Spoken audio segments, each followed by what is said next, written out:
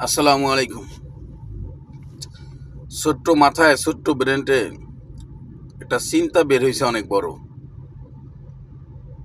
আমি অনেক দিন চিন্তা ভাবনা করিয়া জরিপ করিয়া অনেক ইতিহাস ফেসবুকে অনেক লেখালেখি অনেকের জীবনী টুকটাক পড়িয়া আজকে সিদ্ধান্তটা উপনীত হইতে পারলাম যে ৭১-এর পর পর্যন্ত এখন পর্যন্ত যা টুকটাক ইতিহাস জানছি দেখছি বিভিন্ন জনের লেখালেখি জরিপ করছি পর্যবেক্ষণ করছি, অবশেষে একটা সিদ্ধান্তে আমি মোটামুটি পৌঁছেছি।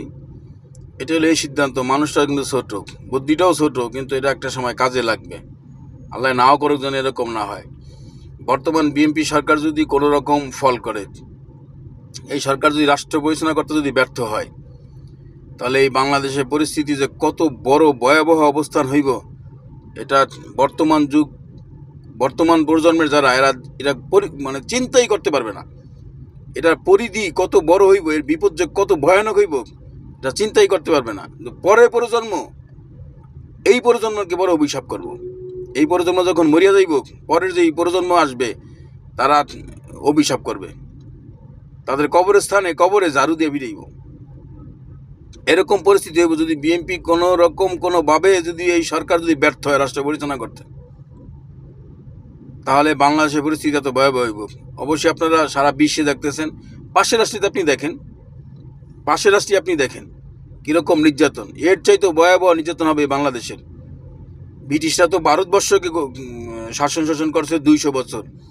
বিএনপি সরকার যদি ফল করে, বিএনপি সরকার যদি দেশ পরিচালনা করতে ব্যর্থ হয়, তাহলে এই বাংলাদেশ শুধু 200 বছর না, যতদিন মানে কেয়ামত, এই দুনিয়াতে কেয়ামত না আসা পর্যন্ত বাংলাদেশের জনগণের গোলামি করতে হইব। কারণ বাংলাদেশ তো ৭১ থেকে গোলামি করতে আছে, ওই গোলামি থেকে বের হয়ে আসতে হবে। আমার স্বাধীনতা আমার দরকার, আমি গোলামি চাই না, আমি বন্ধুত্ব চাই, কিন্তু আমি গোলামি চাই না, আমি চাই বন্ধুত্ব। খালেদা জিয়া কইছে না, কেউ আমাদের প্রভু হয়ে আমাদের ইয়া করা দরকার নেই, বন্ধুত্ব সম্পর্ক চাই।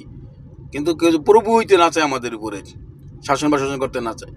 আমার কথা হইল যে বাংলাদেশের সকল দলের এখন উচিত হইব বাংলাদেশ নিয়ে চিন্তা করা। ৭১ থেকে শুধু ৭১ আর এখন ২৬, ৬৯, গণ অভ্যুত্থান, এইটা সেইটা, ৭৪-এর রাজনীতি, ওই রাজনীতি, বিএনপির কবে জন্ম হয়েছে, আওয়ামী লীগ আগে এই করছে সেই করছে, আওয়ামী লীগ আগে একা ছিল,